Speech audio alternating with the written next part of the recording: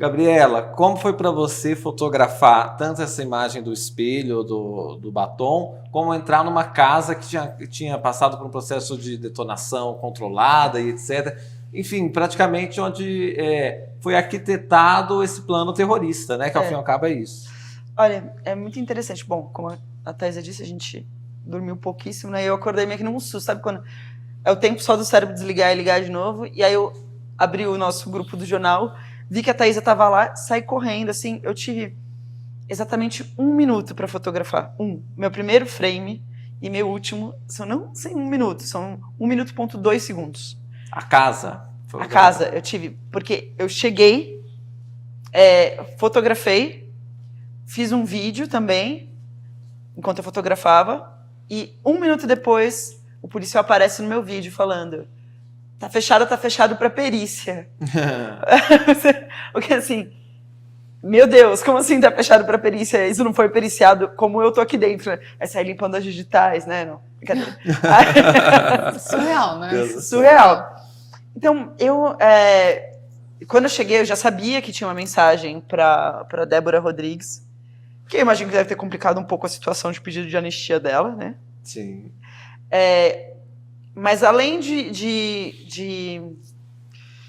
pensar, caramba, é a continuação da história que a gente estava contando, sabe? Da história que a gente abriu para o mundo, né? Então, a nossa história está diretamente ligada com isso, como desenvolveu.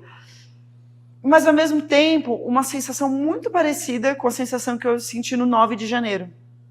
Um dia depois, que é um pouco uma sensação de luto ali, sabe? Uma coisa meio gélida, assim, um frio por dentro. Apesar de não fazer frio aquele dia, mesmo tendo chovido muito no dia anterior, depois abriu um sol, é uma sensação meio gélida, assim, meio de luto, assim, tipo, uma tragédia aconteceu aqui, sabe? Uma ressaca, né? Dá uma ressaca moral, assim, generalizada. Uma tristeza, assim, sabe? Uma tragédia aconteceu aqui. Como eles explodiram a bomba, a casa estava toda, né, pelos ares, assim, e tentando entender um pouco da pessoa que morava ali, né? E a pessoa deixou bombas, e aí, pra mim foi um pouco assim, foi a polícia que encontrou, a polícia agiu perfeitamente, assim, correta, ninguém se machucou. Teve a história do robô que entrou antes, tudo muito bem pensado. Eles foram muito profissionais, de ninguém ter se machucado. Mas e se a senhorinha que alugava para ele fala, será que era ele? Vou lá bater para ver se ele tá. Tinha morrido, né? Tinha morrido, então assim, que loucura, sabe? Assim, então foi uma preocupação, assim, é que nem o 8 de janeiro. Depois que a gente descobre o que aconteceu, você pensa, nossa, isso foi grave, mas isso foi na trave de ser uma tragédia maior. Né? O 8 de janeiro também foi na trave, a gente sabe da história da minuta do golpe, a gente sabe agora a partir do inquérito da Polícia Federal, toda a trama que tinha por trás, que a gente quase sofreu um golpe militar mesmo. Então, assim, na trave de uma coisa muito grave. E eu acho que ali, quando você vê, é a mesma coisa, assim, na trave de uma coisa muito grave, assim.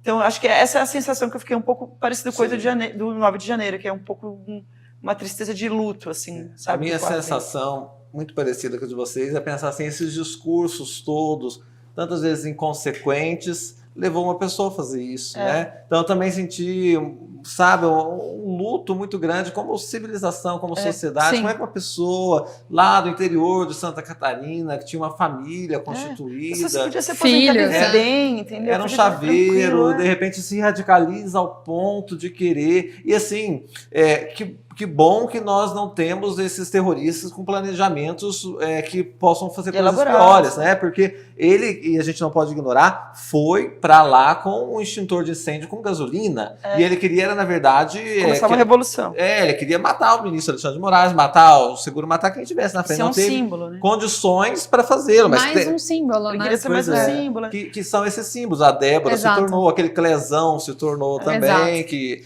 morreu, é triste, toda morte é muito triste, mas não tem nada a ver com o Moraes em si, né? Ele estava cumprindo o que tinha que ser cumprido. Então, assim, é uma sensação de ressaca mesmo, como de civilização, né? Eu vi um vídeo dele falando das chaves novas que ele tinha. Temos chaves, vários modelos de chaves.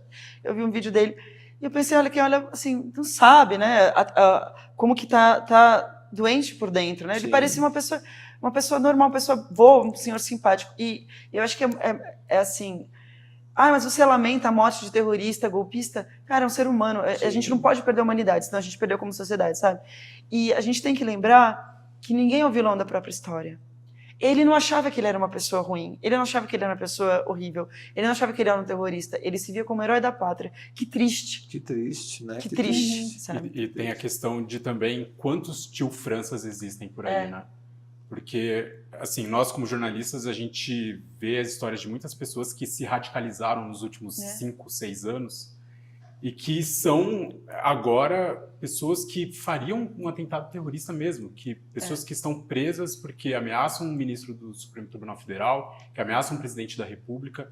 Então, a que ponto chega uma pessoa que ela está tão radicalizada, imersa no radicalismo, que ela faz uma coisa como essa? Fala muito sobre solidão também, né? Muito. Como que a nossa sociedade se tornou solitária, assim, e embolhada, né? Porque isso para mim é a falta de convívio, né? Isso é falta da presença do Estado, isso é falta, que nem quando a gente vê, assim, às vezes, radicalismo na igreja, é falta, a ausência do Estado. A igreja está num papel social. Às vezes a pessoa não tem com quem conversar e a igreja é um lugar de acolhimento e tal, né? A gente vê isso do lado bom e do lado ruim. A igreja realmente salva muitas pessoas, mas também tem esse lado mais radical.